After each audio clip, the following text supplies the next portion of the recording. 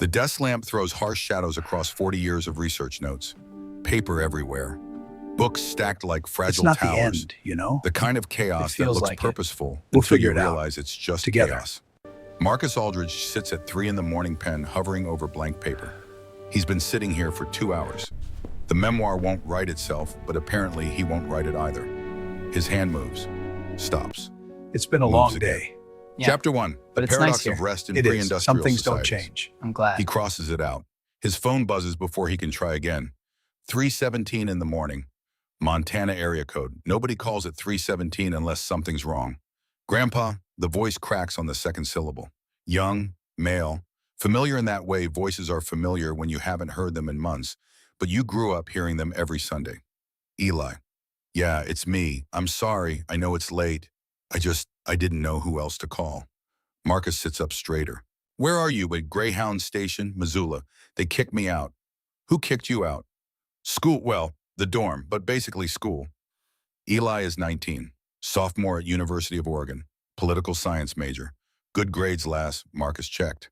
But Marcus hasn't checked in 6 months because he's been busy with the memoir that isn't getting written. What happened? Static on the line. Then Eli's voice smaller. I couldn't do it anymore, Grandpa. I couldn't keep going. Marcus closes his eyes, sees his grandson. Hasn't seen him in person in almost a year. Time does that thing where it compresses and he can't trust his memory anymore. You at the station now? Yeah. Stay there, I'm coming to get you. He hangs up before Eli can argue, stands, his knees protest. 67 years of gravity taking its toll. Keys, wallet, coat. The memoir can wait, has been waiting for 5 years. The drive to Missoula is dark and empty, Montana in October. The kind of dark where headlights feel presumptuous. Marcus drives and thinks. Eli couldn't keep going, neither could Margaret. Different reasons. Same result. Margaret died at 62. Heart attack. Sudden. The kind where 1 minute you're loading the dishwasher and the next minute you're on the floor. The doctors called it a widowmaker. Massive coronary. Nothing anyone could have done. But Marcus knows better, has known better for 5 years. Margaret worked herself to death. High school principal. 28 years. First one there, last one to leave. Work home every night. Midnight emails. 5 a.m. budget reports. She died on a Tuesday. Marcus was at a conference in Chicago, presenting a paper on feast day economics in 14th century France. He got the call during the Q&A session. 5 years. Still can't finish the memoir because finishing it means admitting what it's really about. The Greyhound Station in Missoula is exactly what you'd expect. Fluorescent lights, plastic chairs bolted to the floor. One attendant behind bulletproof glass who stopped caring about humanity sometime during the Clinton administration. Eli sits in the corner, backpack at his feet, hood up, looking at his phone like it might contain answers. Marcus almost doesn't recognize him. The kid's grown, broader shoulders, different posture, but something else too. Something in the way he's folded into himself, making his body smaller. Marcus has seen that posture before. On Margaret. Those last few months when she'd come home and just collapse. Eli. The kid looks up, stands, tries to smile, fails. Hey, Grandpa. They don't hug. The Aldridge men aren't huggers. You eat, not hungry. Asked if you eat, not if you're hungry. Eli shakes his head. There's a place on the way home, 24-hour. Not good, but open. You'll eat. The diner is called the Sunrise. Has been since 1952. Hasn't seen actual sunrise in its windows since someone built an office complex next door in 1987. They sit in a booth, red vinyl seats held together with duct tape. A waitress appears, 70 if she's a day. Name tag says Dolores. Coffee. Marcus nods. Eli hesitates, then nods too. Dolores pours without asking what they want to order. Just waits. Eggs, Marcus says. Scrambled, toast, bacon, same for him. She writes nothing down, walks away. You want to tell me what happened? Eli tears a napkin into small pieces. I already told you. Panic attack. School said leave. So I left. Before that, Eli finally looks up, eyes red-rimmed, the kind of tired that sleep won't fix. I was in the library, 3 in the morning, had a paper due at 8, hadn't slept in 2 days because I had midterms, was running on coffee and those energy drinks that probably give you cancer. And I was reading the same paragraph over and over, and the words weren't making sense, and I realized I couldn't remember the last time I'd eaten a real meal or talk to someone who wasn't asking me for something. He stops, takes a breath, and I couldn't breathe. Like actually couldn't breathe. My chest hurt, my hands went numb. I thought I was dying. Security found me on the floor. The food arrives. Marcus picks up his fork, waits until Eli does the same. They eat in silence for a minute. Then Marcus says, "Your grandmother died the same way." Eli stops mid-bite. "Grandma had a panic attack." "No, but she died from the same thing that caused yours. Working too much, resting too little, body finally saying enough." Marcus sets his fork down. "She died loading a dishwasher, alone in our kitchen, while I was at a conference talking about the importance of communal meals in medieval society. The irony isn't lost on me. What would you do different? Everything. Nothing. I don't know." Marcus drinks cold coffee. "I've spent 40 years studying rest. How medieval people built it into their calendar. How they had over 100 feast days a year. How they stopped work when the sun set and didn't feel guilty about it." He looks at his grandson. "And I couldn't tell my own wife to slow down. Can't finish my own memoir about rest because I'm too busy working. You see the problem.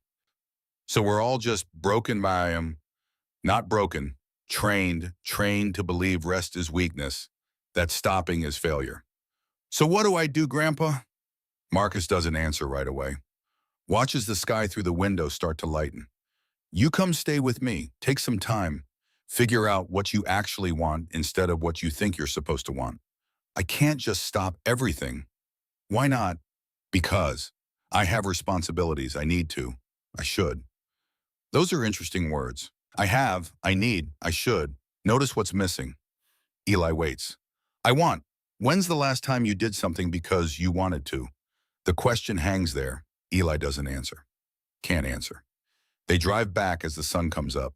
The house is 40 minutes outside Missoula, middle of nowhere, which is most of Montana. 2 bedrooms, 1 office, study filled with books, kitchen that hasn't been updated since 1987. Margaret's things are still everywhere. Her coat on the hook, her reading glasses on the side table, her coffee mug in the cabinet. Marcus never put them away. 5 years of meaning to. He shows Eli to the guest room, same room Eli stayed in when he'd visit as a kid. "Sleep as long as you want." "What time is it?" Marcus checks his watch. 6:30. "You going to sleep?" "Not yet. Have some work to do." Marcus closes the door, goes to his study, sits at the desk, stares at the blank page.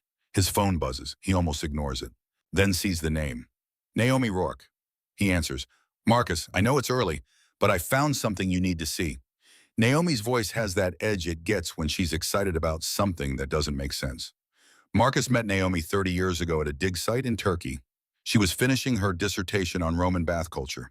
He was researching labor practices in the Eastern Empire. They bonded over shared misery and bad coffee. She's retired now, sort of. The kind of retired where you still go to conferences and review papers. What kind of something? The kind that's either going to make us famous or make us look like idiots. Possibly both.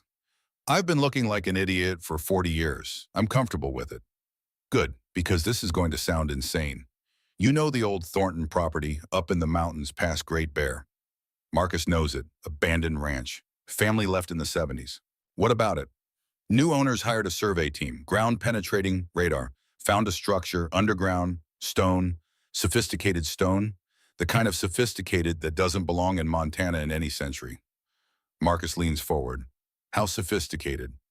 "Roman bathhouse sophisticated." Silence. "That's impossible." "I know. Romans never made it to North America. There's no evidence." "I know. So either your survey team is wrong, or someone built a very elaborate fake, or we're missing something, which is why I need you." Marcus should say no, should focus on the memoir, should help Eli. Should. He looks at the blank page. The grandson sleeping in the next room who collapsed from doing all the things he should. "When can we see it?" "Tomorrow, if you're free." "I'll be there." He hangs up, sits in the silence. Margaret working herself to death. Eli collapsing from exhaustion. Marcus unable to finish a memoir about rest because he can't stop working. And now an impossible Roman bathhouse in Montana. A structure dedicated to rest. The universe is either very subtle or completely unsubtle. He goes to the kitchen, makes real coffee, the good stuff Margaret used to buy. While it brews, he opens the pantry, Pulls out eggs, bread, cheese. He hasn't cooked breakfast in 5 years. Easier to eat whatever requires minimum preparation.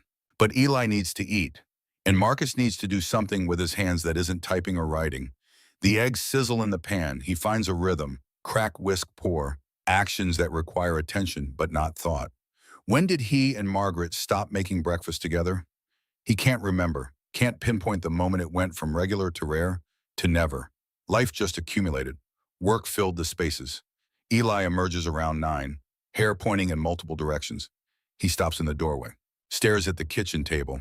2 plates. Food on both. You made breakfast. Seemed like a good idea. They eat. Don't talk much. The eating itself is the point. After Marcus says, I have to go look at something tomorrow.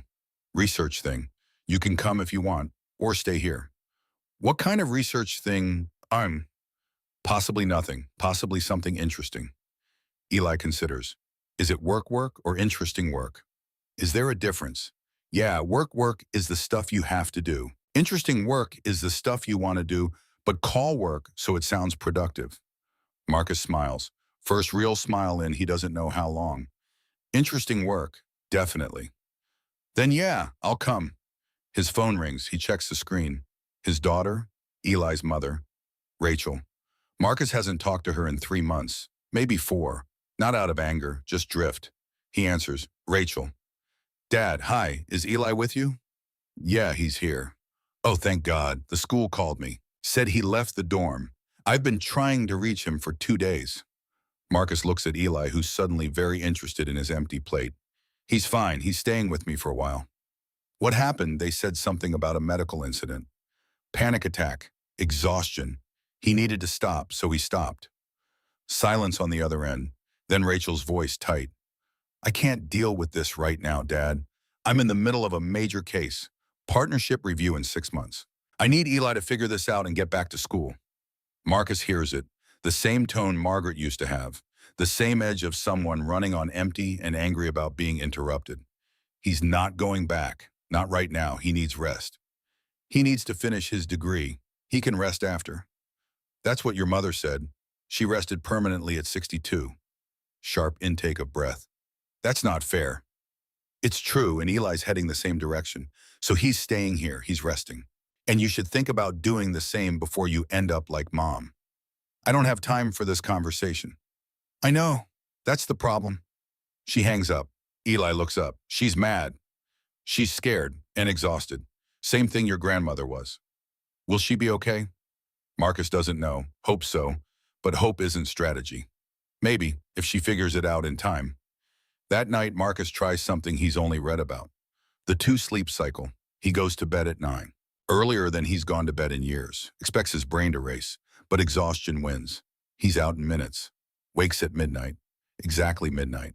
He should try to go back to sleep. That's what modern sleep science says. But medieval people didn't care about modern sleep science.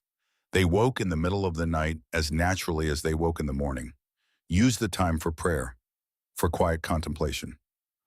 Marcus gets up, goes to the kitchen, doesn't turn on the lights, sits at the table in the dark, thinks about Margaret. She used to wake up at night too, called it insomnia, something to fix. She'd lie there willing herself back to sleep, getting frustrated when sleep wouldn't come. What if it wasn't insomnia? What if it was just biology? He sits for an hour, doesn't work, doesn't read, just sits. Around 1:30, exhaustion returns. He goes back to bed, sleeps until 6, wakes feeling different, not rested exactly, but less jagged. Eli's already up, in the kitchen, looking at the coffee pot like it's a puzzle. It's the switch on the left. Eli flips it. The machine gurgles to life. You sleep okay?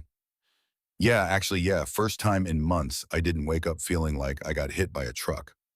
They have breakfast again. Toast this time, but together, at the table. Marcus hasn't eaten breakfast with another person since Margaret died. At 10, Naomi arrives. She drives a Subaru that's seen better days. Probably saw them in 2003. She gets out. Tall, gray hair pulled back, wearing field clothes. Marcus? Naomi. They shake hands. Firm, professional. This must be Eli. Eli nods, shakes her hand too. He knows about the site, knows we're going to look at something, doesn't know what yet. Naomi grins. Good, I hate spoiling surprises. The drive takes 40 minutes, up into the mountains, roads that stop being paved. They park near the old Thornton property, house collapsed, barn mostly collapsed. The structure's about 200 yards that way. Naomi points into the trees. Survey team marked it. They walk. Forest closes in, pine, aspen. Then they see it. Someone set up a work tent. Basic excavation equipment, ground-penetrating radar readout printed and tacked to a board, and a hole carefully dug, exposing stone. Marcus stops, stares, cut stone, fitted stone, the kind of stonework that requires knowledge and skill. He kneels, touches it. The surface is smooth, worn, old. This is Roman. Naomi kneels beside him. I know. This can't be Roman. I know. Romans never. I know, Marcus. I know. But look at it. Marcus runs his hand along the stone. His brain races through possibilities. Elaborate hoax, modern construction using Roman techniques. But the wear patterns are wrong for modern. The stone itself is wrong. The oxidation, the weathering. This is old, centuries old. How deep does it go? Radar suggests it continues down another 15 to 20 feet, multiple chambers, and Marcus, there's an inscription. She leads him around the edge, points to a section of wall just visible at the bottom. Latin, carved into stone, weathered but legible. Requies est medicina. Rest is medicine. Marcus feels something crack open in his chest. He's spent 40 years studying texts about rest, reading about it, writing about it, teaching it. But this is physical, real. Stone carved by hands that believed rest was important enough to immortalize. There's more. Naomi climbs down into the excavation. Careful, testing each foothold. Marcus follows. Eli stays up top. At the bottom, Naomi brushes dirt away from another section. More text. Marcus reads it out loud. Corpus sine requie moritur, anima sine requie perit, civitas sine requie cadit. Eli calls down. What's it say? Marcus translates. The body without rest dies. The soul without rest perishes. The civilization without rest falls. They stand there, 3 people in a hole in Montana looking at Roman stonework that shouldn't exist. Finally, Eli says, so what do we do? Naomi looks at Marcus. Marcus looks at the inscription. We dig, we document, we figure out what this is. They climb out, stand in the Montana forest looking at impossible stone. Naomi pulls out her phone, takes photographs, already planning. How long will excavation take? Full excavation months, maybe years, but preliminary work 2 weeks to expose the main structures. Can I help? Naomi raises an eyebrow. Since when do you do field work? Since I realized I've been writing about the past without ever touching it. You know it's physical labor, right? Digging, hauling. Medieval peasants did it. I can manage. She grins. All right then. We start tomorrow. They drive back as the sun starts to set. Finally, Eli says, that really shouldn't be there, should it? No, Marcus says, it really shouldn't. So why is it? That's the question. That night, Marcus doesn't try to work on the memoir. Instead, he pulls out his research. Boxes of it, articles, papers, books, notes from 40 years. Eli helps him carry boxes to the dining room table. What are we looking for? Patterns, connections, anything about Roman bath culture, medieval rest practices, how pre-industrial societies structured time around rest rather than work. They work in silence. Marcus reads, takes notes. Eli does the same, slower, less sure, but trying. Around midnight, they both stop. Not because they're done, because biology says it's time. 2 sleep cycle, Eli asks. Might as well try it. They go to their rooms. Marcus sleeps, wakes at 1. There's light under Eli's door. He knocks softly. Come in. Eli is sitting up in bed, reading one of Marcus's papers. Medieval feast days, economic impact and social function. Can't sleep. No, I'm awake. On purpose. Like those medieval people. Figure if I'm going to have insomnia anyway, might as well call it historically accurate. Marcus sits in the chair by the window. What are you reading? Your paper about feast days. How medieval people had like 100 days off per year. How they structured it so work happened in intense bursts followed by mandatory rest. How nobody felt guilty about stopping because stopping was built into the calendar. Eli sets the paper down. Do you ever wonder if we're the weird ones? Like maybe they had it right and we got it wrong. Marcus looks out the window. Dark Montana night, stars visible. Every day, For 40 years, every single day. Then why didn't you change anything? The question is simple. The answer isn't. Because changing is hard. Because the system we're in rewards not changing. Because stopping feels like failure even when you know intellectually it isn't. He pauses. And because I didn't know how to change. Still don't. But maybe that's the point. Maybe the bathhouse is teaching us. What? That rest isn't something you figure out intellectually. It's something you practice, Mom. They sit in the quiet. After a while, Eli says, I'm glad I called you. I'm glad you did too. Around 2, they both go back to bed, sleep until morning. The next day, they return to the site. Naomi is already there, has been since dawn. She has coffee, real coffee, in a thermos probably older than Eli. Ready to dig, Joe? Marcus nods, takes the gloves she offers. The work is exactly as hard as promised. Physical, demanding, the kind of labor Marcus hasn't done in decades. They dig carefully, document everything, photograph each layer. By noon, Marcus's back aches. His hands hurt despite the gloves. He's sweating in October mountain air. He's also more present than he's been in years. There's something about physical labor, about having a simple task with a clear goal. It occupies the body in a way that quiets the mind. They break for lunch. Sandwiches Naomi brought. They sit on the ground eating. Tell me what you're thinking, Naomi says. Marcus chews, swallows. I'm thinking this is more extensive than it should be. A bathhouse requires infrastructure, water source, heating system, drainage. If this is real, there's an entire complex here. I know. Which means this wasn't casual. This was planned, built with intention. I know. By people who shouldn't have been here. Naomi grins. Now you're getting it. They dig for another 4 hours. As the sun starts to set, they expose a second chamber. The stone is different here, carved with patterns. Geometric designs Marcus recognizes from Roman bath complexes. But there's something else. Other symbols, not Roman. He calls Naomi over, points. She stares, pulls out her camera. Those are indigenous, North American indigenous, similar to Lakota or Blackfeet geometric patterns. Marcus kneels, touches the stone. The Roman carving and indigenous patterns are integrated, not added later. Integrated. This changes everything, he says. Eli, covered in dirt, asks how to. Because if this is real, it means contact, exchange, cultural blending that we have no record of. Impossible, Eli says. Yeah, Marcus agrees. Absolutely impossible, which is why it's fascinating. They cover the excavation for the night, drive back in the dark. Eli falls asleep in the back seat. The sleep of someone who used their body and earned the rest. Marcus and Naomi ride in silence until she says, you're different. How so, bro? You're here, present. I've known you 30 years, Marcus. You're usually thinking about 12 things at once. Right now, you're just here. He considers this. Physical labor. Harder to think about abstract problems when your body is demanding attention. Medieval peasants figured that out. They figured out a lot of things we forgot. She drops them off, promises to return tomorrow. Marcus carries Eli inside. Kid doesn't even wake up. Marcus goes to his study, looks at the memoir. 2 sentences, sits down, writes a third. I found a Roman bathhouse in Montana. It should not exist. I'm digging it up anyway. Some things are worth investigating even when they're impossible. He goes to bed at 9, sleeps, wakes at 1, makes tea, sits in the dark kitchen, thinks about Margaret, wishes she were here. The house is silent but not empty. Eli's asleep down the hall. The research is spread across the dining room.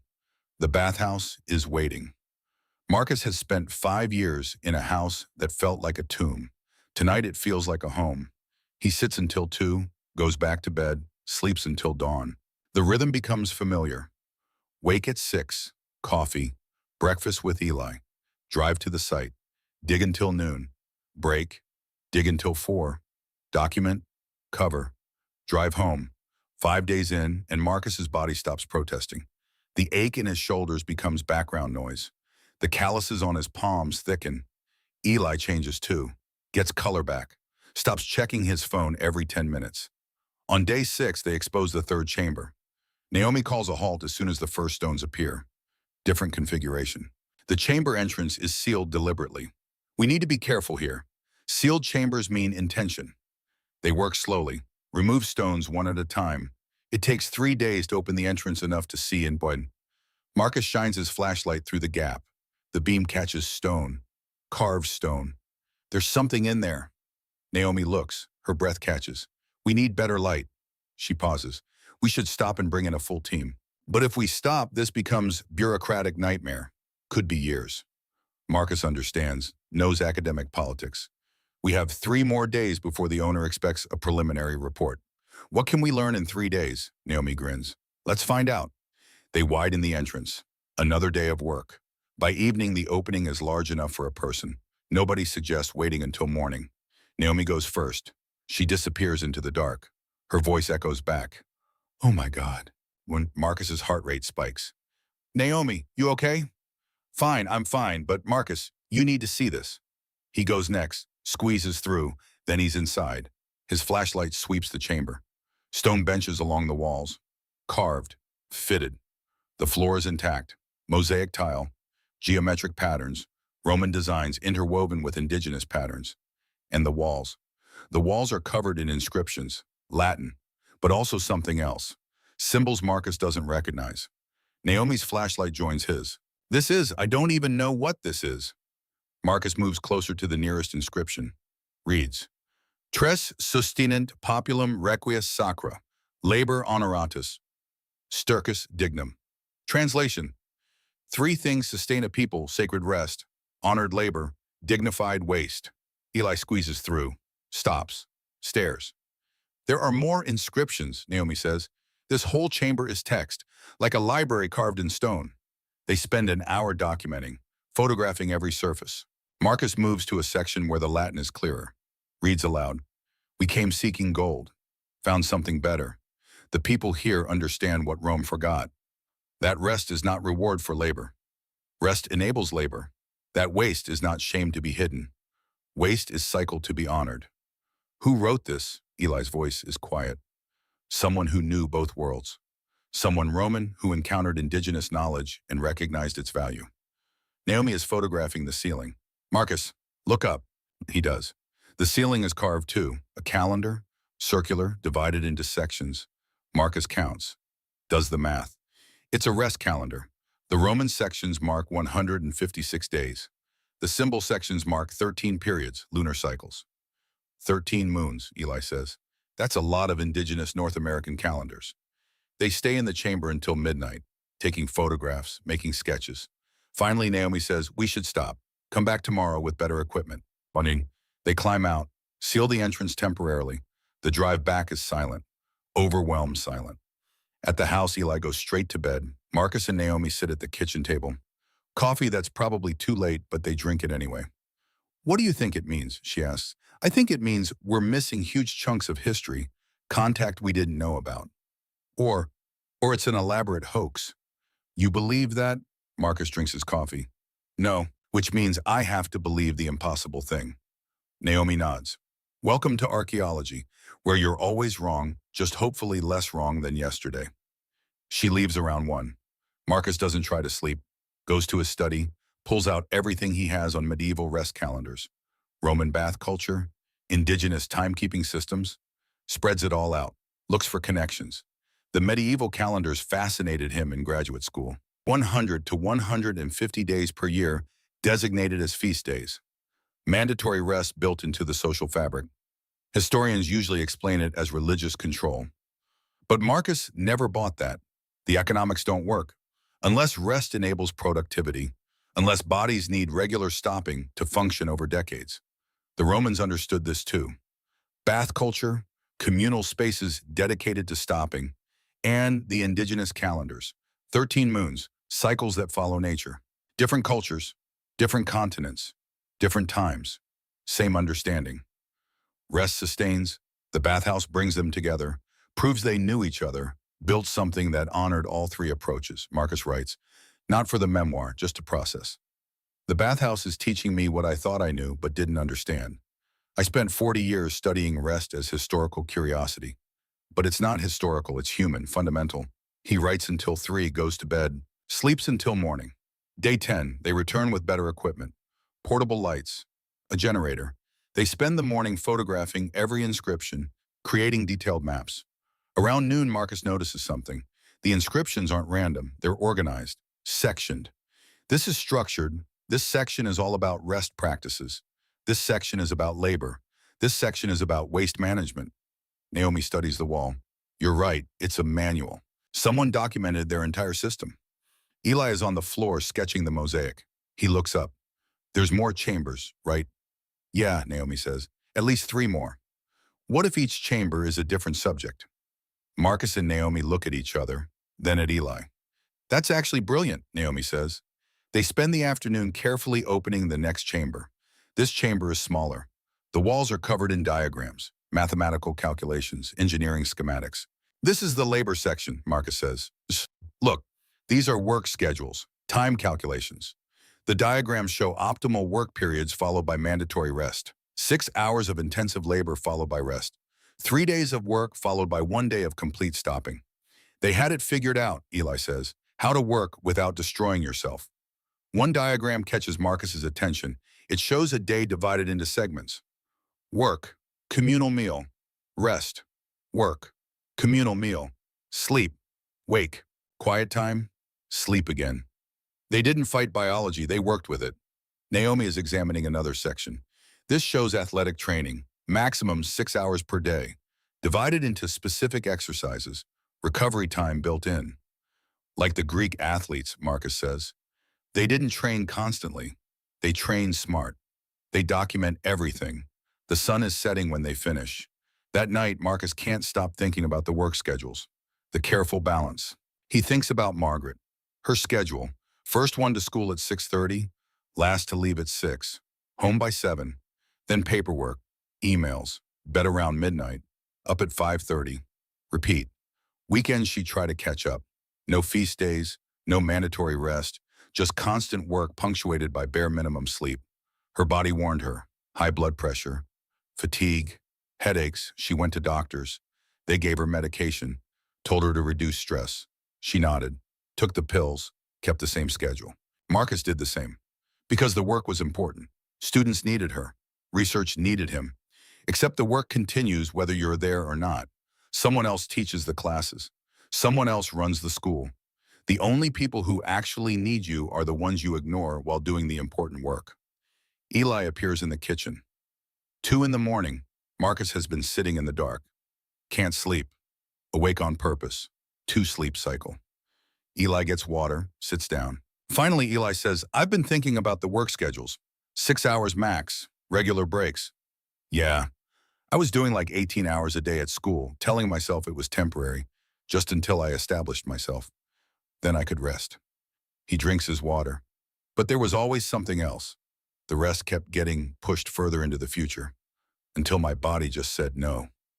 Marcus knows this pattern, lived it. The medieval people weren't smarter than us. They just didn't have the option to ignore their bodies. No artificial light, no caffeine to override exhaustion. So they built rest into the structure, made it mandatory. You think we need to remove the choice? I think if you give people the choice between rest and productivity, productivity wins. Because productivity is measurable, rest is invisible. Marcus considers this. So the bathhouse builders removed the choice. Yeah, they said rest is sacred, labor is honored, waste is dignified. All 3 are mandatory. We'd call that restriction. Would we? Or would we call it wisdom? They sit with that. Around 3, they both go back to bed. Day 11, they open the 3rd chamber.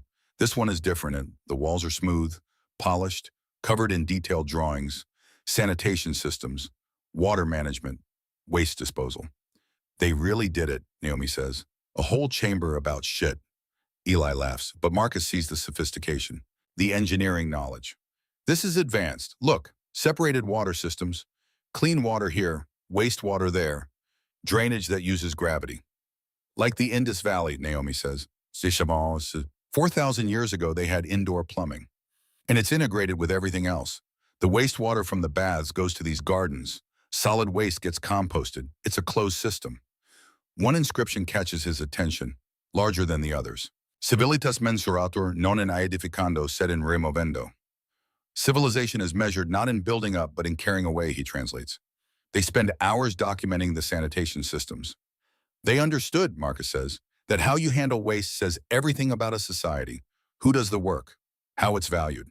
The walls show different approaches: Roman sewers, Chinese night soil collection, indigenous waste integration with agriculture. This is a teaching tool, Naomi says. Someone built this to preserve knowledge. By evening, Marcus's mind is full. He needs to move. I need to walk, clear my head. He walks into the forest, sits on a fallen log, thinks about Margaret again. She died at loading a dishwasher, the most mundane task imaginable. And Marcus was at a conference talking about communal meals. The irony would be funny if it weren't devastating. He sits until dark, then walks back. Naomi and Eli are at the house, made dinner, set 3 places. Communal meal, Eli says. They eat together, talk about the day's discoveries. It's simple. 3 people sharing food. But Marcus feels something shift, a small adjustment toward balance. After dinner, he goes to his study, looks at the memoir. 4 sentences now. He adds a 5th. Margaret died alone because we forgot how to be together. The bathhouse is teaching me what we lost. Day 12, they finish documenting the 3rd chamber, start opening the 4th. This one takes longer. The seal is more extensive. Why seal some chambers and not others, Eli asks. Preservation, maybe, or importance. They work carefully. By late afternoon, they've opened a gap large enough to see inside. Marcus shines his light through.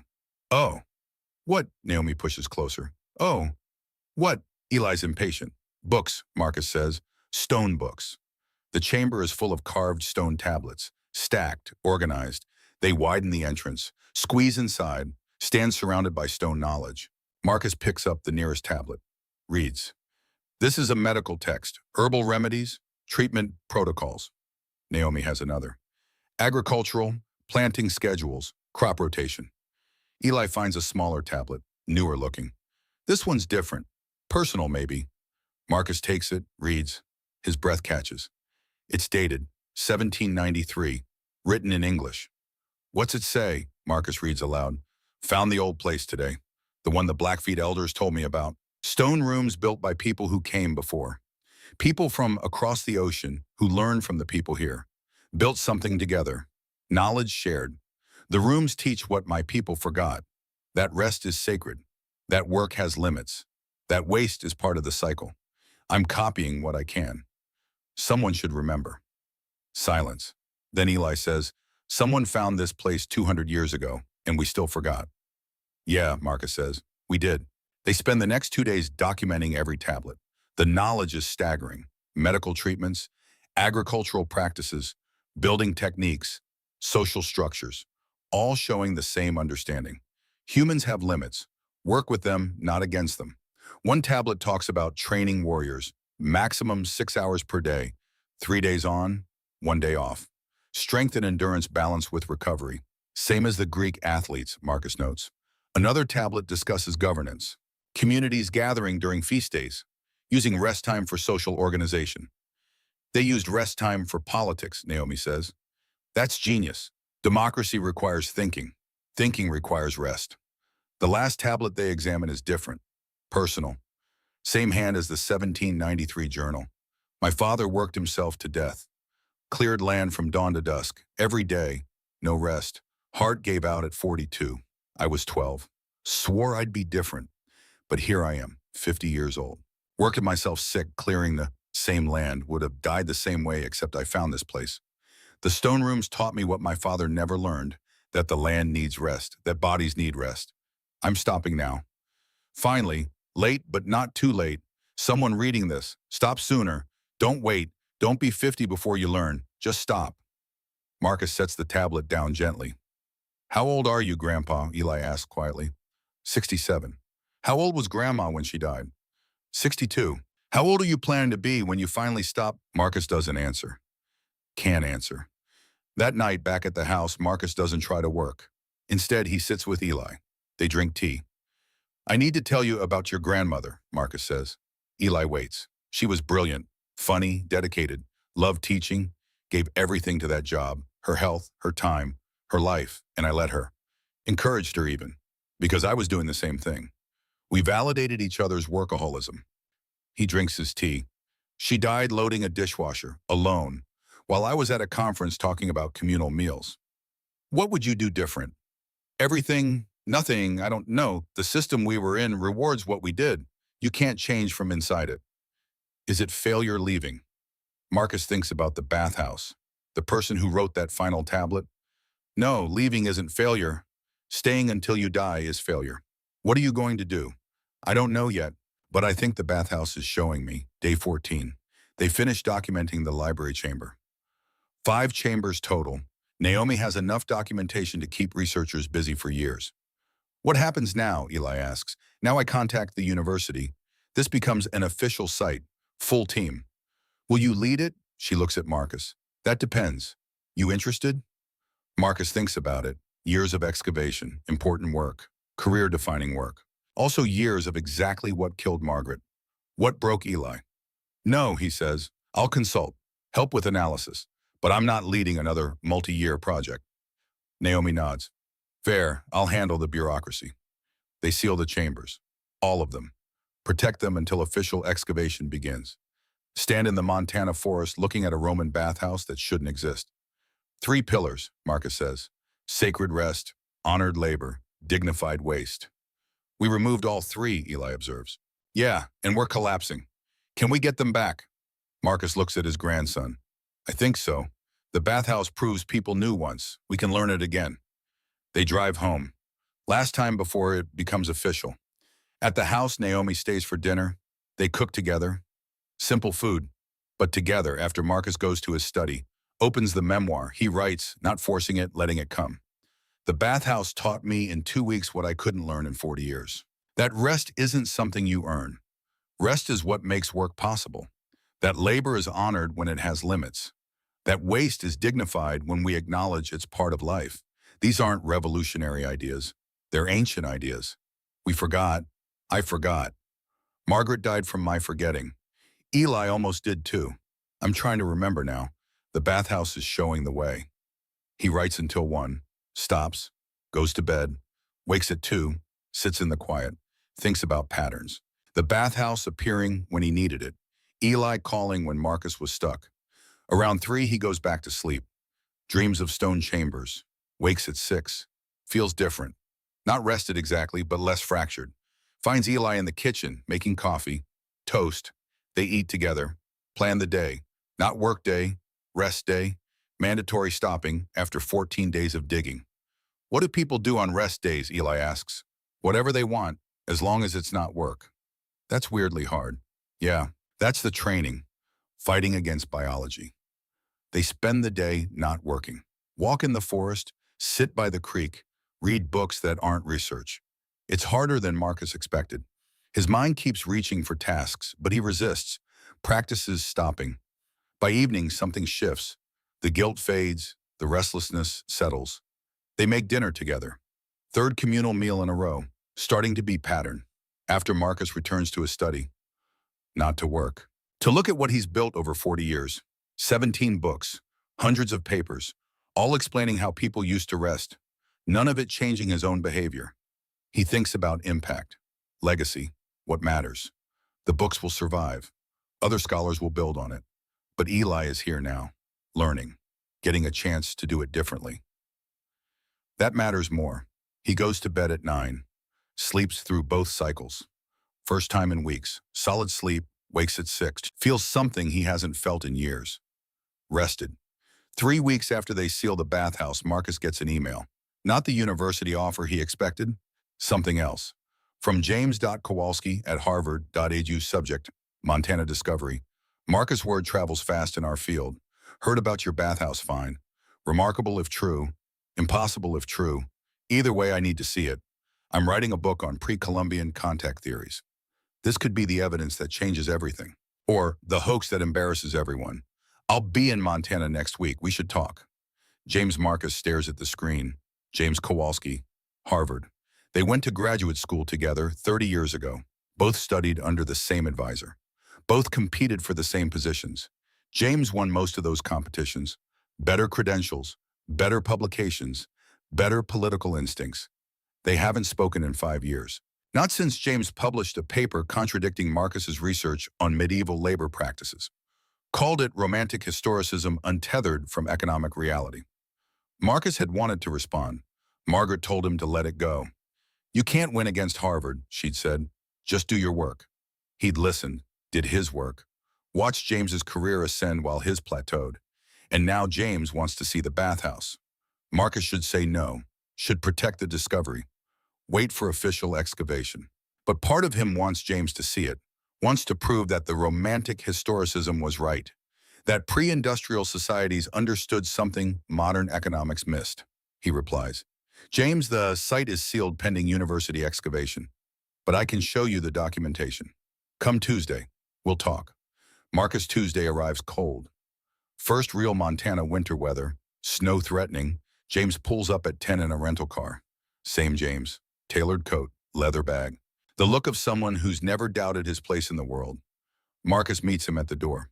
Marcus, you look different. Been doing physical labor, changes you. They shake hands, professional, cool. This is my grandson Eli. James nods at Eli, dismissive, the way academics dismiss anyone without credentials. They sit in Marcus's study. Marcus spreads out the photographs, the documentation, the inscriptions. James examines everything, silent, thorough. Finally, he says, if this is real. It's real, man. You understand what this means. Romans in Montana, indigenous European contacts centuries before Columbus. This rewrites everything. I know. When does excavation begin? University team starts in spring. Naomi Rourke is directing. James looks up. Naomi, she's competent, but Marcus, this needs a major institution. Harvard has resources, funding, international connections. We could assemble the best team, publish in the top journals. This should be the defining archaeological discovery of the century. Marcus hears it, the shift from your discovery to the discovery. The way James is already imagining how to claim it. Naomi's doing it. I'm not saying she's not capable. I'm saying this is bigger than a regional university can handle. You need proper support. We have proper support. James sits back, studies Marcus. What's going on with you? You find the most important site in North American archaeology, and you're what? Content to let it be a small operation. I'm content to let it be done right, sustainably, by people who understand what it's teaching. What it's teaching, Marcus, it's stone. It teaches what we interpret it to teach. It teaches that rest is essential, that work has limits, that civilizations fall when they ignore those limits. James almost smiles, still the romantic, still believing medieval peasants had it all figured out. They had some things figured out, things we forgot. They also died at 30, from diseases, from famines, from the very systems you romanticize. Different problems, different solutions, but the rest calendar worked, the communal structures worked, the integrated waste management worked. We have the evidence. James stands, walks to the window. I'm going to be direct. I want in on this. Co-author on the publications. Access to the site, my name attached to the discovery. No, no, this isn't about credentials or publications or whose name goes first. Then what's it about? Marcus thinks about Margaret, about Eli collapsed in a library, about himself unable to finish a memoir because he couldn't stop working. It's about actually learning what the bathhouse is teaching, not just studying it, learning it, living it. James shakes his head. You're wasting this. You know that you could leverage this into book deals, speaking tours, endowed chairs. Instead, you're what? Playing farmer in Montana. I'm resting. For the first time in 40 years, I'm actually resting. And when you're done resting, what then? Then I'll keep resting, because rest isn't a phase, it's how humans are supposed to live. James picks up his bag. I'm disappointed, Marcus. I thought you'd want to maximize the impact of this discovery. I do, just not the way you mean. At the door, James pauses. When this goes public, you'll get offers, big offers. I hope you'll reconsider. I won't. James leaves. Marcus watches him drive away. Eli appears. He seemed intense. That's one word for it. You think he'll try to take credit? Probably, but that's not my problem anymore. 2 days later, the university calls. The voice on the phone is young, enthusiastic. The new archaeology department chair. Dr. Aldridge, I'm calling about the Montana site. We'd like to discuss directing the excavation. Marcus's stomach tightens. I thought Naomi Rourke was directing. Dr. Rourke will be co-director, but we'd like you to lead. Your expertise in pre-industrial labor systems is exactly what this project needs. Here it is, the offer he knew was coming. What would that entail? On-site presence, minimum 30 hours per week. Graduate student supervision. Grant writing. Publication coordination. Conference presentations. Committee work. Estimated 5-year commitment. Possibly longer depending on site complexity. Marcus does the math, 30 hours minimum, which in academic terms means 50, plus travel, plus the administrative burden, plus the pressure to produce results. 5 years. He'd be 72 when it finished. If it finished. Margaret died at 62. What's the salary? 200,000 base, plus benefits, research budget, travel allowance. It's a good offer, a great offer. The kind that validates a career. I need to think about it. Of course, we'd need an answer by end of month. This is Dr. Aldridge. This is the opportunity of a lifetime. He hangs up, sits at his desk, looks at the memoir, almost finished now, thinks about what opportunity of a lifetime means. That night, he talks to Eli. They offered me the bomb, directing the excavation. You going to take it? What do you think I should do? Eli considers. I think you should ask yourself what Grandma would say. She'd tell me to take it. Would she really? Or is that what she would have said before she understood what saying yes customs? Marcus doesn't answer. The bathhouse taught you something, Eli continues, about limits, about balance. You take this job, which pillar are you removing? I could structure it differently, build in rest time. Could you, or would it be like every other job you've ever had? Marcus picks up the offer letter, scans the requirements again. The bathhouse calendar flashes through his mind. 6 hours maximum labor per day, 3 days on 1 day off. This job is the opposite. I need to think about it. Okay. Eli turns to leave. Stops. Grandpa, you spent 40 years studying how to rest, 2 weeks practicing it. Which one actually changed you? The question hangs there, not the research, not the papers, not the books. 2 weeks digging, eating together, sleeping 2 sleep cycles, sitting in pre-dawn quiet. That changed him. He picks up his phone, calls the department chair. Dr. Aldridge, that was fast. I'm declining. Silence, then, I'm sorry, did you say declining? Yes, I'll consult on the project. 15 hours per week maximum, remote when possible. Those are my terms. Marcus, this is the find of the century. Your expertise is essential. Yeah, my expertise is available on limited terms. Can I ask why us? Marcus looks out the window. First snow falling. Because I've spent my career studying people who understood balance, and I finally want to live like they did. The chair tries to negotiate, offers compromises. None of them address the fundamental problem. They leave it unresolved. The chair will present Marcus's counteroffer to the committee. Marcus knows they'll reject it. Find someone else, someone younger, more willing to sacrifice. He's okay with that. He calls Naomi next. You turned them down. Counteroffered, 15 hours a week, consulting only. They'll never accept that. I know. So you're really out? Yeah, he hears her smile. Good, you'd have been miserable. What about you? They offer you anything. Co-director, I accepted. Marcus feels something twist. Not jealousy exactly, more like phantom limb pain. Congratulations, you'll be brilliant. I will. And I'll structure it the way the bathhouse taught. 6-hour work days, mandatory rest schedule. We're going to excavate it sustainably. Revolutionary. Shouldn't be, but yeah. They talk logistics. How Marcus can contribute without being consumed. It feels right. Contribution without destruction. After he hangs up, Marcus sits with the decision, tests it for regret, finds none. That night, Eli makes dinner, said it's time to share the labor. They eat together, new rhythm established. I talked to Mom today, Eli says. Marcus's daughter, Rachel.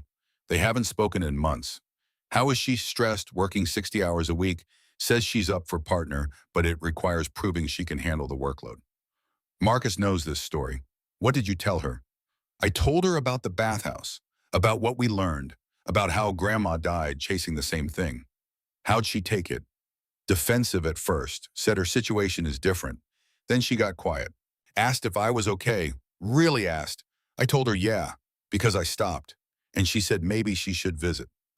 Marcus feels something warm in his chest, hope maybe. She's welcome, anytime. 2 weeks later, Rachel arrives. She looks tired, thinner than she should be, eyes that don't quite focus. Marcus sees Margaret in her, sees himself.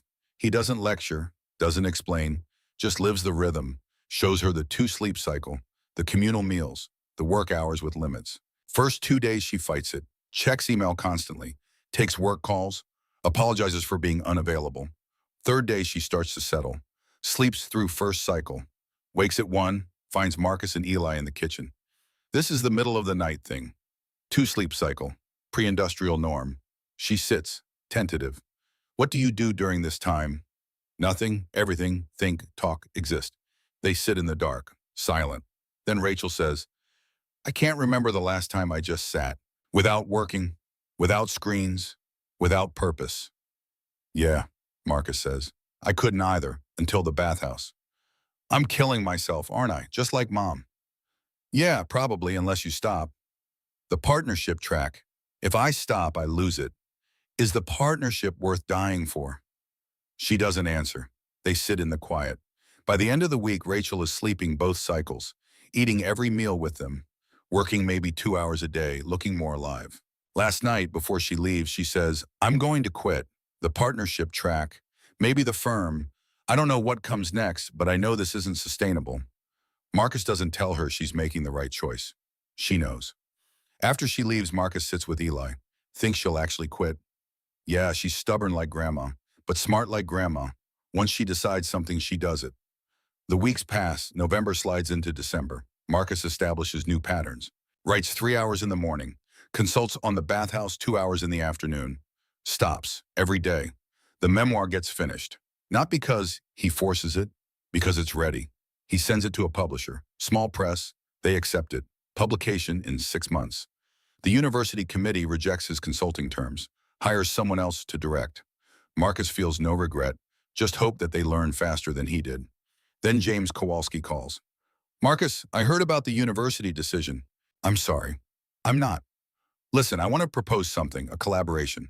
You have the expertise in pre-industrial systems. I have the resources. We could co-author a book, split credit, share the impact. Marcus almost laughs.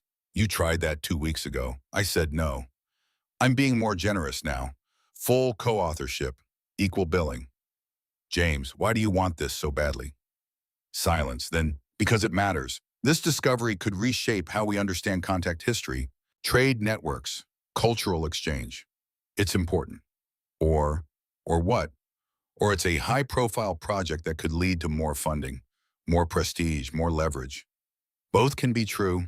They can, but I'm not interested in the prestige part anymore. Then what are you interested in? Marcus thinks about Margaret, about Eli, about Rachel flying back to DC to quit her job. Living differently, actually implementing what the bathhouse teaches. You can do both. No, I can't. I tried that for 40 years. It doesn't work. The work always expands. The rest always shrinks. You can't balance them. You have to choose. You're choosing rest over contribution. I'm choosing sustainable contribution over burnout. There's a difference. James is quiet for a moment. Then, what happened to you, Marcus? You used to care about impact, about legacy. I still do. I just changed my definition. Legacy isn't what you build. It's what you protect. Who you don't destroy while building. That's disappointingly small. Yeah, probably, but I'm still here. Margaret isn't. That matters more than any publication. James hangs up without goodbye. Marcus sits with the phone, thinks about the conversation. James will probably write the book anyway. We'll cite Marcus's work. We'll claim the bathhouse validates his theories. And Marcus is okay with that, because the work isn't the point anymore. The living is. Rachel calls in January. I did it. I quit. Partner track officially abandoned. She sounds different, lighter. How do you feel? Terrified, but good. I took a job at nonprofit. Half the salary, 40-hour weeks maximum, actually enforced. Mom would think I'm crazy. Mom would understand, eventually. I'm changing it for her, for me, for Eli, for whatever grandkids I might have someday. Good. I want to visit again, stay longer, see the bathhouse, learn the rest calendar, actually practice this stuff. Anytime. Guest room is yours. February brings Marcus's 68th birthday. He doesn't want celebration, just another day. But Eli insists. Rachel flies in. Naomi comes over. Frank, the neighbor, appears with pie. They have communal dinner. Simple food, good company, stories about Margaret, laughter, tears, presents. Frank says, "You're doing it different now. Used to see you working all hours. Now there's life here." Yeah, finally figured some things out. Margaret would be happy, angry you didn't figure it out sooner, but happy. Marcus laughs because it's true. March brings news from the excavation. Naomi calls. We found more chambers, 6 additional rooms, all sealed. Marcus, this is bigger than we thought. It's not just a bathhouse, it's a school, a library, a teaching center. When can I see it? Tomorrow if you want. Marcus goes, brings Eli. The site has transformed. Professional excavation now. Graduate students, equipment. But Naomi kept her promise. 6-hour workdays, mandatory rest schedule. The team eats together, stops together. She shows them the new chambers, each one dedicated to different knowledge. Agriculture, medicine, governance, all showing the same understanding. Work has limits, rest is essential. Waste is part of the cycle. One chamber is dedicated to teaching. The walls show pedagogical methods. The central inscription reads, Doce vivendo non verba tantum. Which, teach by living, not words alone, Marcus translates. Eli laughs. That's what you did. Finally. Stopped teaching about rest and started living it. They spend the day at the site, not working, observing, being present. Evening comes. They help prepare the communal meal. Team tradition. During dinner, a graduate student asked Marcus, is it true you turned down directing this project? Yeah. Why, this is career-making work. Marcus considers how to answer. Because I've had a career. 40 years, 17 books, and I almost died making it. My wife did die. My grandson almost did. At some point, you ask what legacy actually means. The student nods, thinking. The bathhouse taught me that rest isn't what you do after the important work. Rest is the important work. Makes everything else possible. April brings the memoir's publication. The rest I forgot 40 years studying what I couldn't practice. It gets modest attention. Some academic reviews. One NPR interview. Not bestseller material, just honest. The reviews are mixed. Some praise the honesty. Some criticize the lack of rigor. Marcus reads them all. Feels nothing. Not pride, not shame. Just completion. One review catches his attention. Small blog. Unknown reviewer. Aldridge spent 40 years as expert on historical rest practices. This memoir shows him becoming beginner at actually resting. The transformation from expert to beginner is the book's real contribution. We don't need more experts on rest. We need more people willing to be beginners at living differently. Marcus sends the link to Eli. This person gets it. Yeah, you're not selling expertise anymore. You're modeling learning. Better thing? Definitely. But 3 days later, another call comes. Not from the university, from someone Marcus hasn't heard from in years. His ex-wife's sister, Margaret's sister. Diane, Marcus, I need to talk to you about something, about Margaret. His heart rate spikes. What about her? I found something. Going through Mom's things after she passed. Letters from Margaret, written in the months before she died. What kind of letters? The kind where she knew. She knew she was working herself to death. She knew her body was breaking down, and she couldn't figure out how to stop. Diane's voice breaks. There's one letter, written 2 weeks before she died. She says she talked to her doctor. He told her if she didn't reduce her stress, she'd have a massive coronary within the year. She wrote, I don't know how to tell Marcus. He'll want me to quit. And I can't quit. The school needs me. The students need me, but I'm so tired. Marcus sits down, hard. Why are you telling me this? Because you should know. She didn't die because she didn't know better. She died because she couldn't figure out how to change. And I thought maybe that matters. To know it wasn't ignorance. It was being trapped. After Diane hangs up, Marcus sits in his study for an hour. Just sits. Margaret knew she was dying, couldn't figure out how to stop. The system trapped her, rewarded the behavior that killed her, punished any attempt to change. He thinks about Rachel, about how close she came to the same trap, about how she chose differently, barely, just barely chose differently. He thinks about Eli, about the panic attack in the library, about how that crisis became the interruption that saved him. He thinks about himself, about how he's still here only because Eli called, because the bathhouse appeared, because crisis forced change that knowledge couldn't. He goes to Margaret's photo on the shelf, the one from their wedding. Young, smiling, full of future. I wish you'd called me, he says to the photo. That night, or any night, I wish you'd said you couldn't do it anymore. I would have told you to stop. I would have stopped with you. We could have figured it out together. But she didn't call, didn't know how to ask for help, didn't know stopping was allowed. The system doesn't teach you to stop. It teaches you to push through until you can't. Marcus sits with that, the grief, the anger, the waste of it. Then he goes to his desk, opens the memoir file, adds a new section. I learned something today. Margaret knew she was dying, knew her body was breaking down, and she couldn't figure out how to stop. Not because she was stupid, because the system she was in made stopping impossible. It rewarded the behavior that killed her, punished any attempt to change. She was trapped, and she died trapped.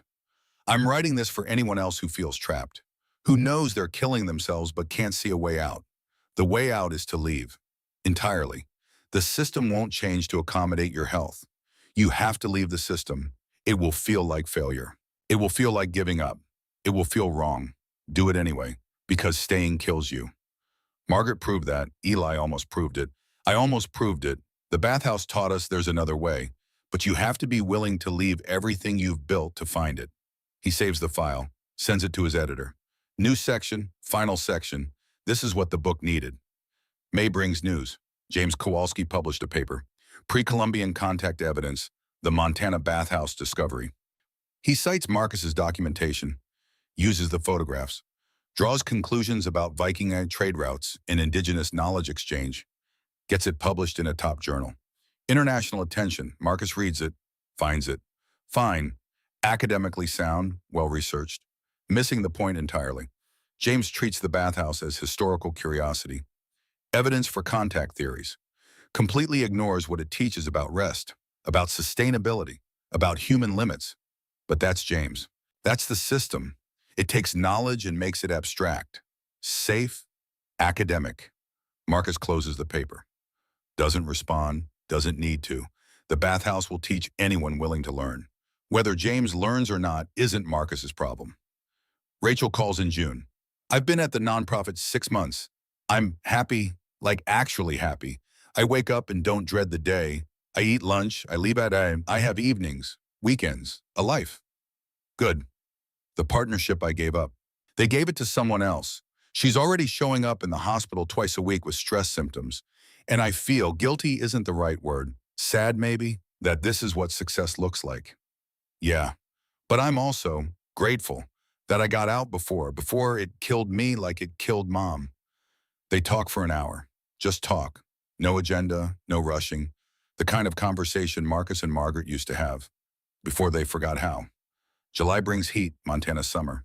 Eli announces he's going back to school, University of Montana, archaeology program, starting in fall. Naomi's agreeing to advise. She's restructuring the program. Maximum 15 credits per semester. No all-nighters, mandatory stopping. How do students respond? Really well apparently, retention up, mental health issues down, grades actually higher. Marcus laughs. Turns out learning works better when you're not exhausted. Who knew? Medieval monks knew, Romans knew, we forgot, now we're remembering. August brings harvest. Frank's garden produces more than he can use. Brings vegetables to Marcus's house. Teaches Eli how to preserve them. Canning, freezing. The work is physical, immediate, satisfying. Eli takes to it, spends hours with Frank learning. Marcus watches them work, sees Eli learning from someone who's not family, not teacher, just neighbor who knows things and shares them. This is how knowledge used to pass, through proximity, through shared work. The bathhouse probably worked the same way. September brings Rachel's visit. 2 weeks this time. She's different, calmer, present. The frantic edge is gone. They fall into rhythm. 2 sleep cycles, communal meals, work with limits. One morning she says, I think I'm starting to understand why you changed everything, why Eli dropped out, why Mom died the way she did. Marcus waits. The system we're in doesn't just reward constant work. It punishes rest, makes it feel like failure. You can't just take breaks within the system. You have to leave entirely. Yeah, that's it exactly. I left, but I'm terrified I'll slide back. That's why you practice, why you build structure.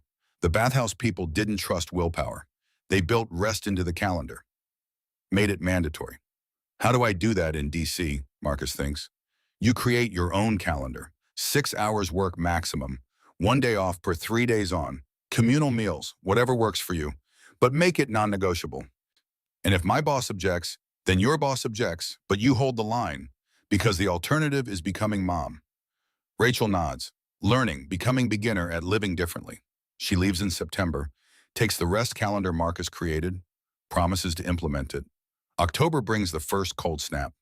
Winter approaching. Marcus sits in his study.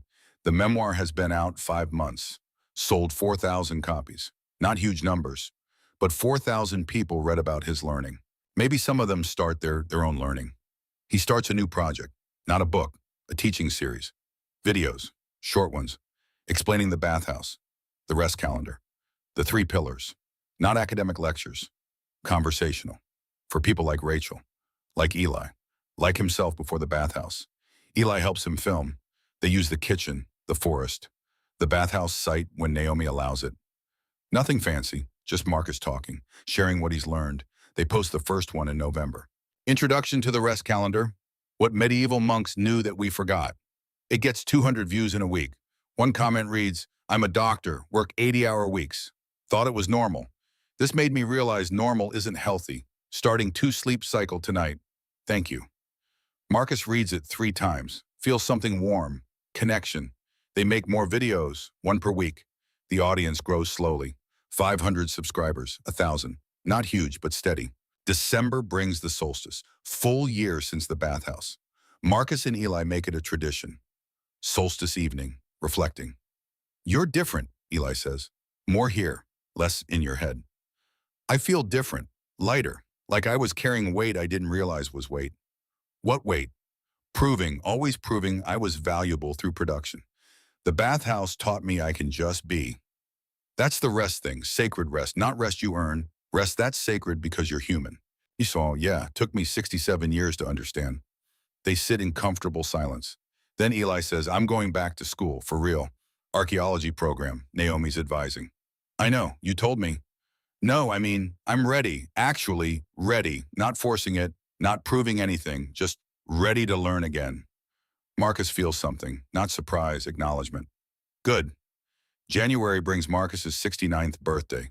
Quieter than last year. Him and Eli. Frank comes over. They eat. Tell stories. Rest.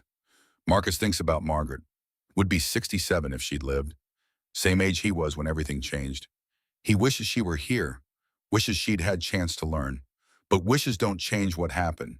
Eli is choosing differently. Rachel is choosing differently. The pattern is breaking. That's Margaret's legacy too. Her death taught them, showed them the cost of not stopping. February brings news. The university press wants a 2nd edition of the memoir. Add new chapter. 1 year later, what I've learned from actually practicing. Marcus agrees. Writes the chapter in 3 weeks. 3 hours a day. The chapter is honest. Talks about the struggles. The times he wanted to say yes to projects that would have consumed him. The guilt that still appears. But also the gains. The relationship with Eli rebuilt. Rachel changing course. The sleep that actually restores. Living the rest calendar doesn't solve everything. It just makes everything solvable. When you're arrested, problems are problems, not catastrophes. The chapter ends simply. Margaret died at 62 from not resting. I'm 69 and still here because I finally learned. Eli is 20 and building a life that doesn't require recovery. Rachel is 43 and course correcting before it's too late. The pattern is breaking. Not in stone this time, in bodies, in choices. In the daily practice of sacred rest, honored labor, and dignified waste. March brings the 2nd edition's publication. It sells better than the first, not because it's better written, because more people are ready to hear it. Marcus's videos passed 10,000 subscribers. Some email, share their stories. Doctor who restructured her practice. Lawyer who quit partnership track. Small changes, individual changes, but spreading. April brings Eli's acceptance to Montana Archaeology Program. Full scholarship. Research assistantship with Naomi. He's nervous, excited, ready. "You think I can do this?" "I know you can. You've already done the hard part. Learn to stop. The academics will come easy." "What about you? What's next?" Marcus looks around his study. The books, the research, 40 years of work. More videos, more writing, teaching people that rest isn't weakness. Maybe travel. See what other cultures figured out.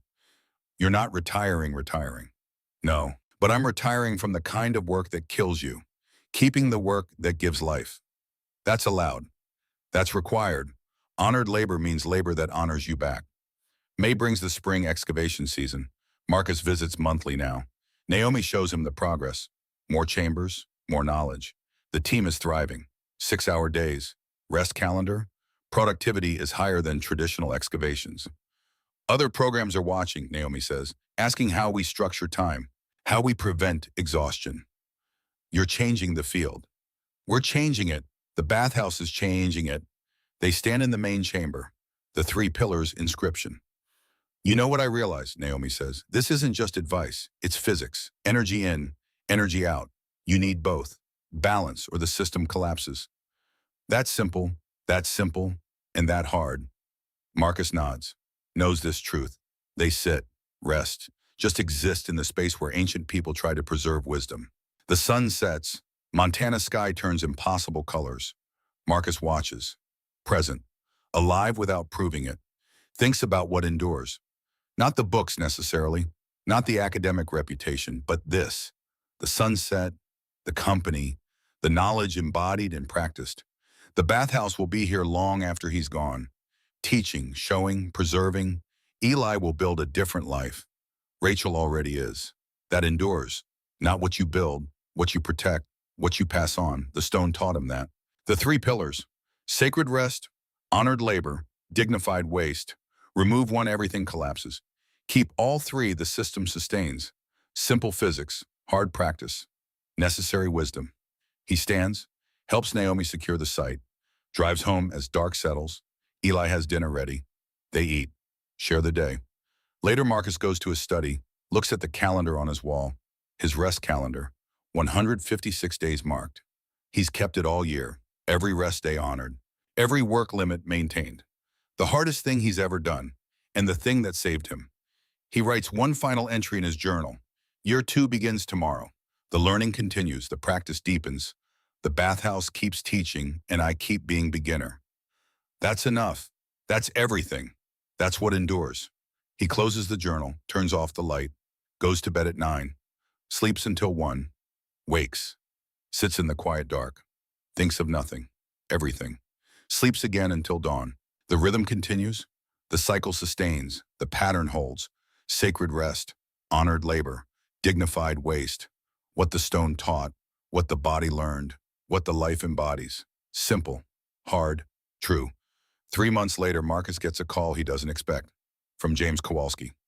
Marcus, I need to talk to you, in person if possible. Something in James's voice is different, quieter, less certain. What's going on? I'm in the hospital, Seattle, heart attack, mild one, but can you come? Marcus drives 8 hours, arrives at Swedish Medical Center at midnight. James is in a private room, monitors beeping, looking older than 68, looking scared. Marcus, thank you for coming. Marcus pulls up a chair. What happened? I was giving a keynote at the Contact History Conference, middle of my presentation on the bathhouse discovery. Chest pain, thought it was indigestion. It wasn't. He looks at his hands. Doctor says I'm lucky, could have been massive. Said I've been running on stress hormones for so long, my body forgot how to function normally. Marcus knows this story, has lived it. What did they tell you to do? Reduce stress, exercise, eat better, the usual, and stop working so much. James almost laughs. I told him I'm in the middle of 3 book projects. I have graduate students depending on me, lectures scheduled through next year. And he just looked at me and said, you can do all that or you can live. Choose. Silence. Then James says, I thought about you, about how you turned down the excavation, how you walked away from the biggest find of the century. I thought you were crazy, wasting an opportunity. And now I'm lying in a hospital bed realizing opportunity doesn't matter if you're dead. He looks at Marcus. How did you do it? How did you walk away? Marcus thinks about how to answer, settles on truth. I didn't walk away from opportunity. I walked towards something else, toward actually living what I'd been studying, toward not becoming Margaret, toward showing Eli there's another way. But your career, your legacy, my career is 17 books nobody reads, My legacy is my grandson learning to rest before it kills him, and my daughter choosing life over partnership. That matters more than any publication. James closes his eyes. I don't know how to stop. I've been working 70-hour weeks for 40 years. It's who I am. It's what you do, not who you are. There's a difference, Erie. What if I stop and there's nothing left? What if work is all I have? Then you find out, and you build something else. But you do it alive. Marcus reaches into his bag, pulls out a copy of his memoir. Read this. When you're ready, it's about learning to stop. Not perfectly, just learning. He stands to leave. Marcus, can you help me figure this out? Marcus looks at James, his academic rival of 40 years, lying in a hospital bed, scared, alone. Yeah, I can help, but you have to actually want to change. Not just want to avoid dying, want to live differently. I think I do. Then we start simple.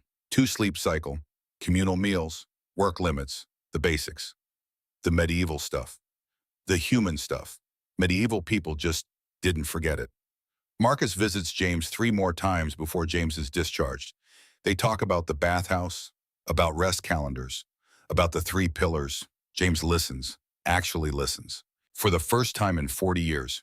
When James is released, he calls Marcus. I'm taking a sabbatical, full year, doctor's orders, but also my orders. I'm going to Montana, to the excavation. Not to work, to learn. If Naomi will have me, I'll talk to her. Naomi agrees, with conditions. James can visit, can observe, can participate in communal meals and rest practices, but no working, no publishing, no trying to claim credit. James accepts. He arrives in Montana in June, fragile, uncertain, humbled, everything he's never been before. Marcus picks him up at the airport, drives him to the site. Naomi is waiting. Welcome. Rules are simple. 6 hours maximum at the site, not working, observing. Meals are communal, non-negotiable. Rest days are sacred. Questions? No, thank you for letting me come. The first week, James struggles, tries to analyze, to theorize, to turn observation into publication ideas. Naomi shuts it down every time. You're not here to work. You're here to learn. Second week, something shifts. James stops fighting it, starts participating, helps prepare meals, sits in the 2 sleep cycle quiet, asks questions about how to actually rest instead of how to study rest. By week 3, Marcus sees the change. James is present, here, not planning the next paper. One evening, the team sits around the fire. Communal dinner finished, just existing. James says, I spent 40 years convinced the work was what mattered. That publications, citations, reputation were the point. And I almost died having achieved all of it. He looks around. This, sitting here, eating with people, resting without guilt. This is what I missed. Marcus nods. Yeah, we all missed it until we didn't have a choice. What made you change before the crisis? I didn't. The crisis made me change. Eli calling, the bathhouse appearing, my body breaking down. I didn't choose change. Change chose me. I just finally listened. So there's no other way. We have to almost die first. Maybe, or maybe. Maybe seeing someone else almost die is enough. Maybe my crisis can be your warning. Margaret's death can be Rachel's lesson. Maybe we learn from each other's breakdowns instead of requiring our own. James sits with that. I want to help when I'm better. I want to teach this, not as academic subject, as practice. Is that allowed? Marcus smiles. That's the only thing that's allowed. July brings news. The memoir's 2nd edition hits bestseller list. Not number 1, but top 20. For 3 weeks, more interviews, more invitations to speak.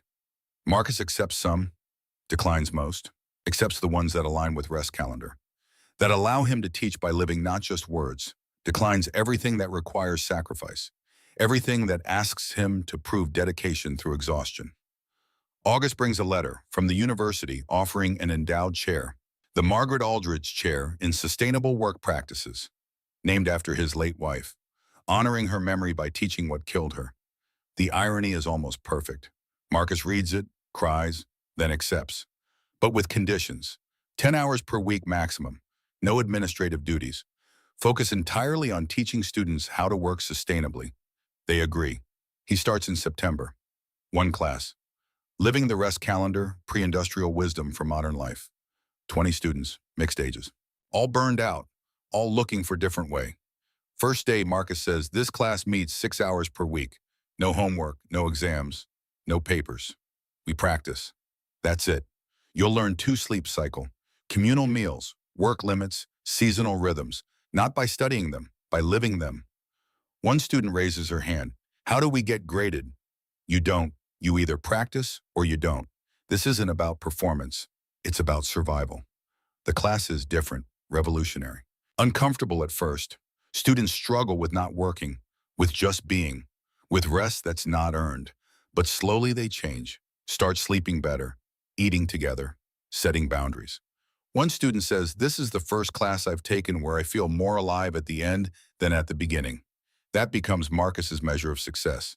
Not knowledge transferred, life restored. October brings Rachel's wedding. She met someone at the nonprofit. Someone who works 40 hours and goes home, who gardens and cooks and rests without guilt. Marcus walks her down the aisle, sees Margaret in her face, thinks about how Margaret would have loved this, would have loved seeing Rachel choose differently. At the reception, Rachel toasts, to my mom, who taught me what not to do by example, and to my dad, who taught me what to do by finally learning, and to Eli, who broke first and showed us all breaking is sometimes the bravest thing. Eli raises his glass, starting his 2nd year at Montana, thriving, learning archaeology by day, teaching rest calendar to incoming students by night. James is there too, 6 months into his sabbatical, 40 pounds lighter, color back in his face, working on a book about learning to stop. Not as expert, as beginner. They eat, they dance, they rest. Marcus sits with Naomi, watches his family, his colleagues, his former rival. We did it, Naomi says. Change the pattern. Some of it, for some people. That's all you can do. Change what you can. Hope it spreads.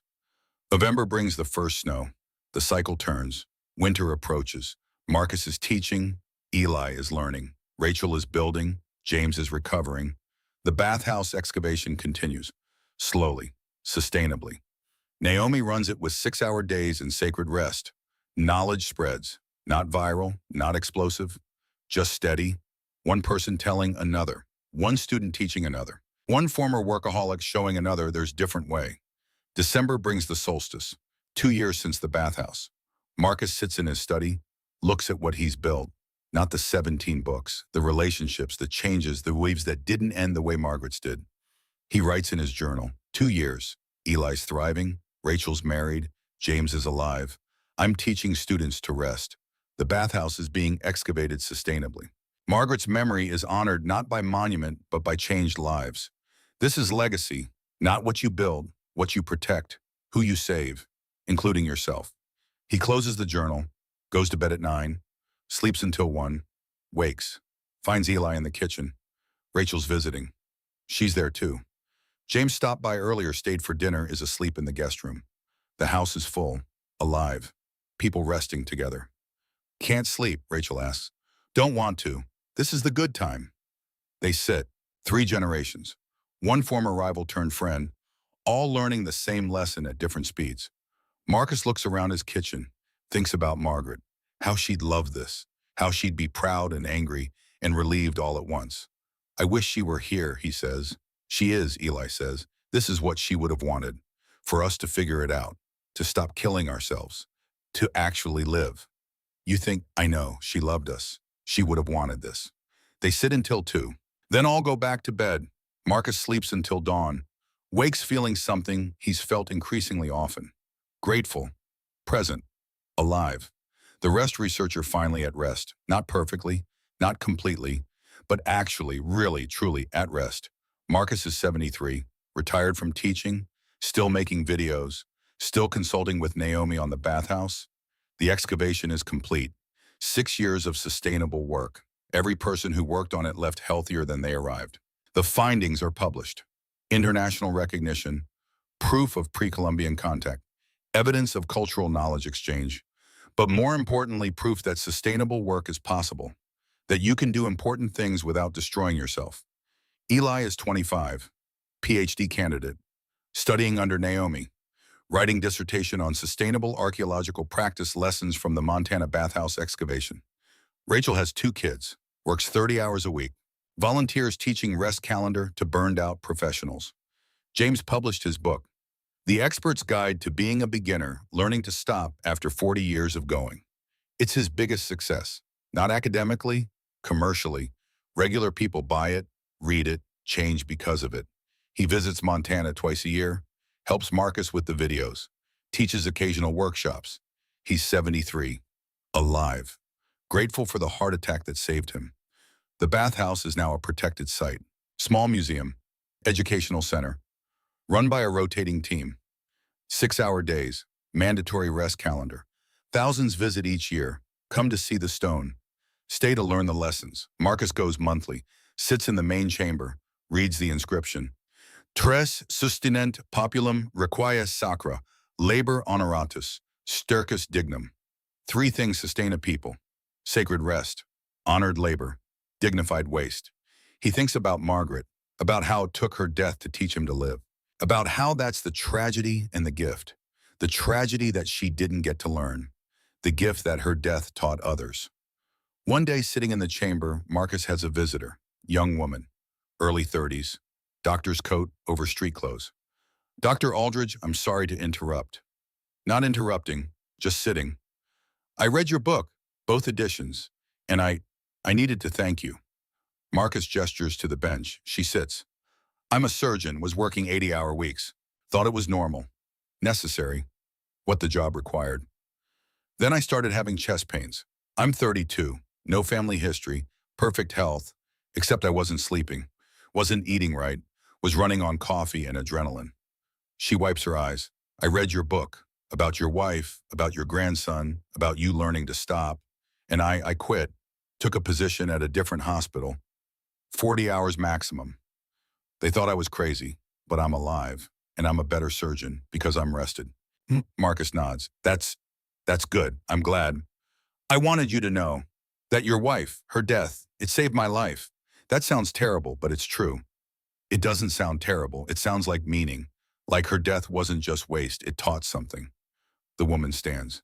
Thank you for writing the truth, for showing it's possible to change. She leaves. Marcus sits, thinks about Margaret, about legacy, about what endures. Not the 17 books, not the academic reputation. This, one surgeon learning to rest, one life saved because another was lost. That's what endures. That evening, Marcus goes home. Eli's visiting. Rachel and her family are there. James drove in from Seattle. They have communal dinner. Tradition now. Expected. Sacred. After they sit around the fire. Not talking, just being. Marcus looks at them, his family, his friend, when all alive, when all learning. Thinks about what the bathhouse taught. Not complex philosophy, simple physics.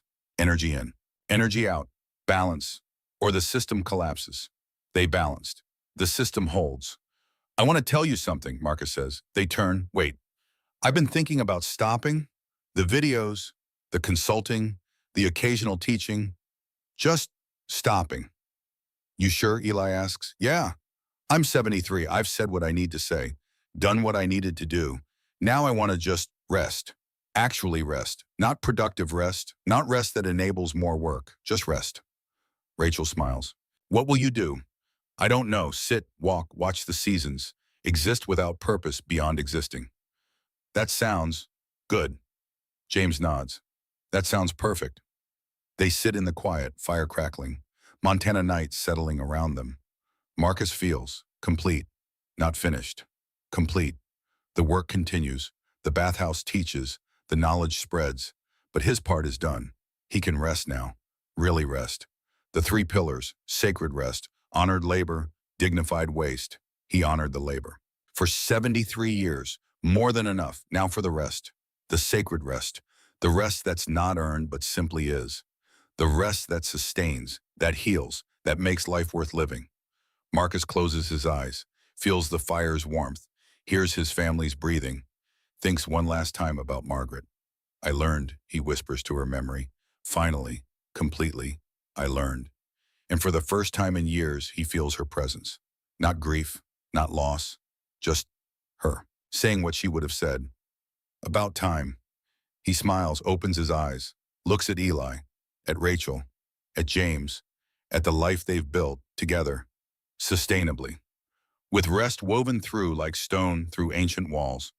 Thank you, he says, for teaching me, for learning with me, for showing me it was possible. They don't ask what he means. They know. The pattern is broken. The cycle sustains, sacred rest, honored labor, dignified waste, simple, hard, true. What endures?